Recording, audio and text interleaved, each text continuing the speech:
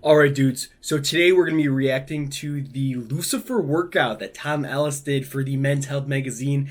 Looks like actually about 2 years ago. So this video, it popped up on Snapchat recently and I was watching it and I'm just like, this is something I need to react to because what they are doing in here is something I wouldn't even expect out of like a high school weight room. It's just that bad and something that just needs to really be like talked about. I saw a few people did videos on it, haven't really watched any of them, so we're gonna be reacting to this and talking about what we think about it. We got our Mountain Dew Do USA because 4th of July is in 2 days and it's gonna be a cool time. America's the best, and so let's pop our Do USA and get right into it. Ooh, absolutely delicious. Soda is tasty but awful for us, so let's just get right into this and watch it. Hello, I'm Tom Ellis. I play Lucifer on the show Lucifer, and I'm going to show you today my training regime. Has some muscle that I on him for use to sure. get into shape, especially for season 4 of Lucifer. Hashtag devil training. Let's give it a go. Alright, you got some sick slow motion of him getting out of the water. I saw the show, so yeah, he has a little bit, definitely some muscle on him, but it's nothing really impressive. Before I do any lifting, I like to start by having a good 20-minute warm-up on the treadmill. So I'll do 5 minutes of an easy, nice paced jog, and then I'll do intermittently 45 seconds of sprint. So I'll crank it up to about 12 miles an hour for a That's sprint, pretty fast. 45 seconds, then take it back We're down. gonna pause right there. So he says he cranks up for sprints in the beginning.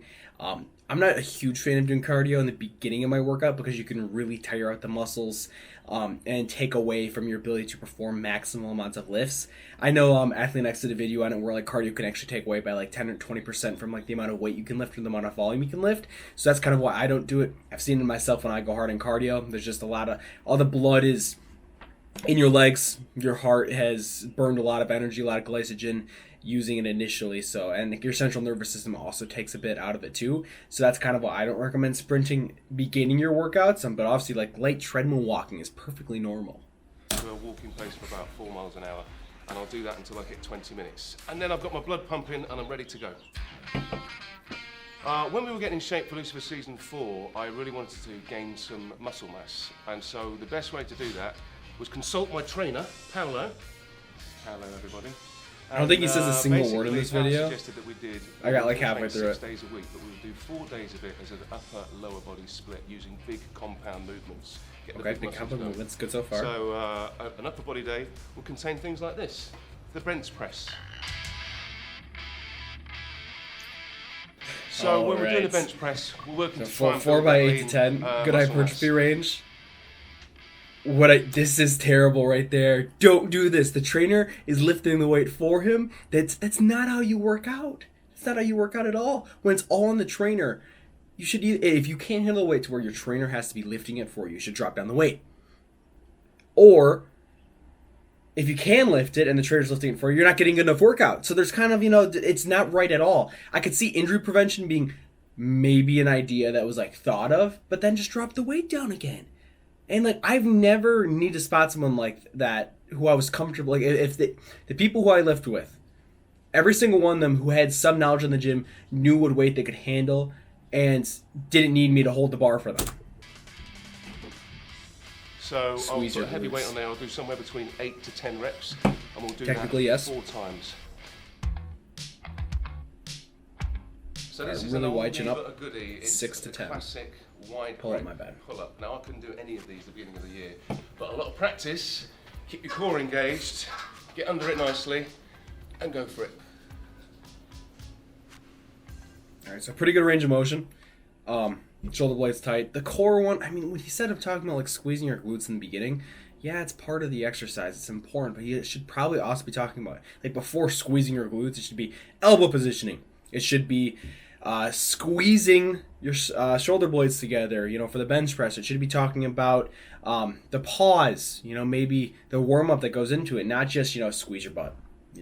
And same thing for this, the squeeze your core. You should be talking about, like, pulling your elbows back into your back pockets to get a good lat contraction. And the wide grip pull-up isn't even that good for lat development. People think, oh, wide pull-ups, wide back. The wide grip pull-up actually hits a smaller part of your lats and is much more ineffective than more of like a closer shoulder width grip as well too. Yeah, not the best at all. Always remember to breathe out on the way up. and slow back down.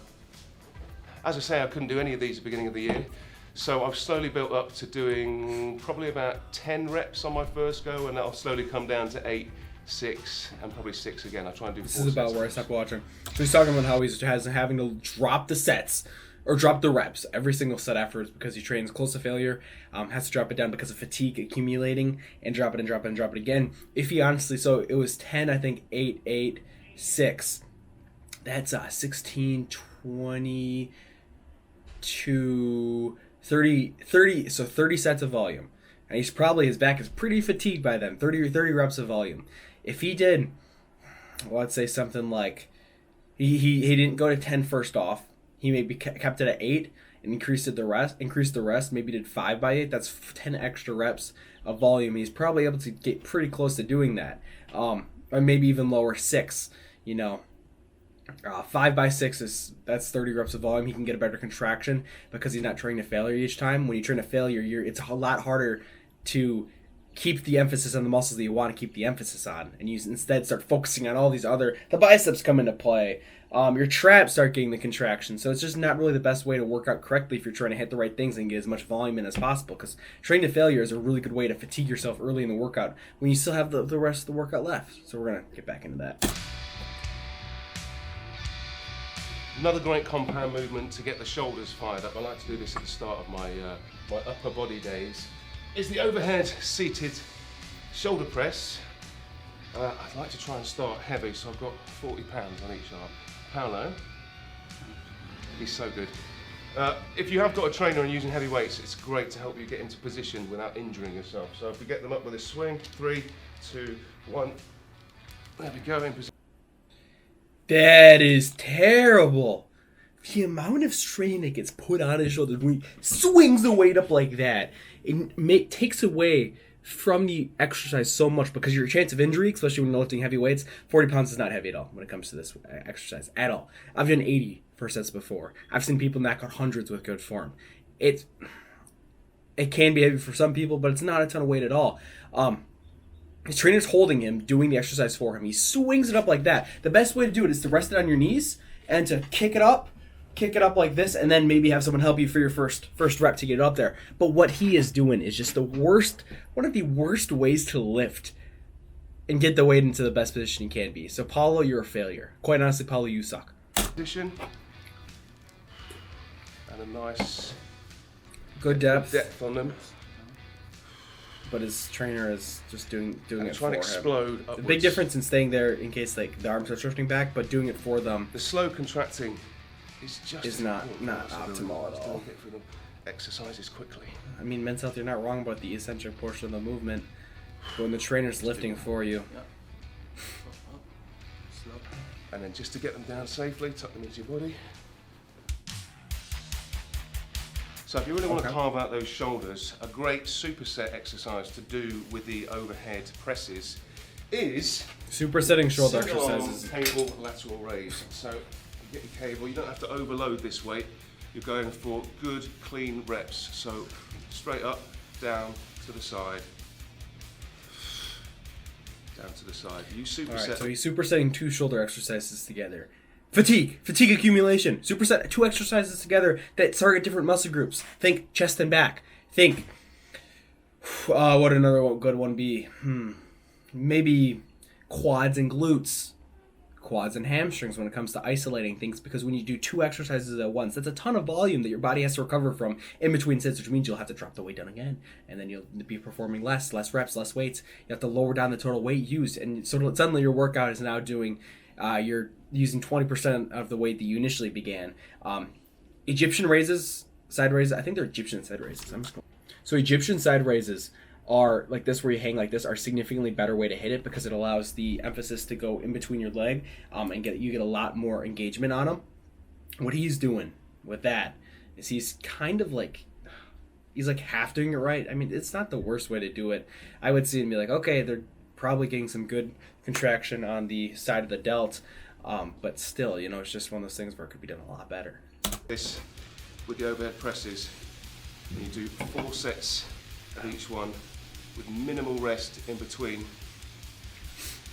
and your shoulders will be on Fire!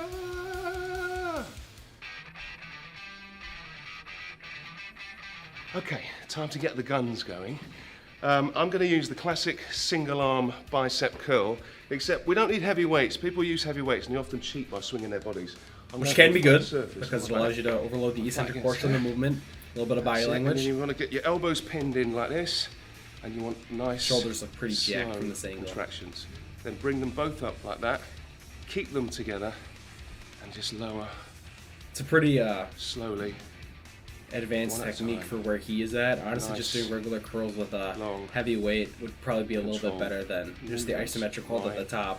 Am I talking so slowly?